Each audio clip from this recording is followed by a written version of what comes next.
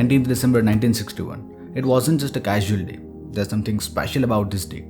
So let's know why it's an important day. So as we all know that India 15 अगस्त 1947 को आज़ाद हुआ था from Britishers. लेकिन India के कई हिस्से थे जहाँ पर ब्रिटिश नहीं लेकिन पोर्चुगीज रूल था, जिन्हें 15 अगस्त को आज़ादी नहीं मिली थी। और इनमें इंडिया के कई कोस्टल रीजन्स थे इंक्लूडिंग दीव आइलैंड, जिन्हें भारत की आज़ादी के 14 साल बाद साल 1961 में आज़ादी मिली थी। Now let's see how Indian army did an operation to liberate Diu island. तो सबसे पहले Indian army 4th Madras battalion ने यहाँ घोघला चेक पोस्ट से एंट्री की थी, जिसके बाद वे आगे आइलैंड की ओर बढ़ी और 20th राजपूत बटालियन ने आइलैंड के दूसरी साइड मतलब कि इस जगह से एंट्री की थी। साथ ही आईएनएस दिल्ली जो कि इस पोजीशन पर अर्ली मॉर्निंग से तैनात थी, जिसने बाद में दीव फोर्ट पर अटैक करके उनके गन पॉइंट्स को न्यूट्रलाइज कर दिया था। ग्राउंड ट्रूप्स को मेन आइलैंड तक पहुंचने के लिए इस मडी स्वैम्प को पार करना था, जो कि इतना आसान नहीं था क्योंकि उस वक्त कोई ब्रिज नहीं था और क्रॉसिंग के वक्त इस साइड से पोर्चुगीज हैवी फायरिंग कर रहे थे। हावेवर इंडियन आर्मी ने कोशिश जारी रखी, लेकिन जब बाद में इंडियन एयरफोर्स ने मेन आइलैंड द्वीप पर पोर्चुगीज के गन पॉइंट्स को डिस्ट्रॉय कर दिया,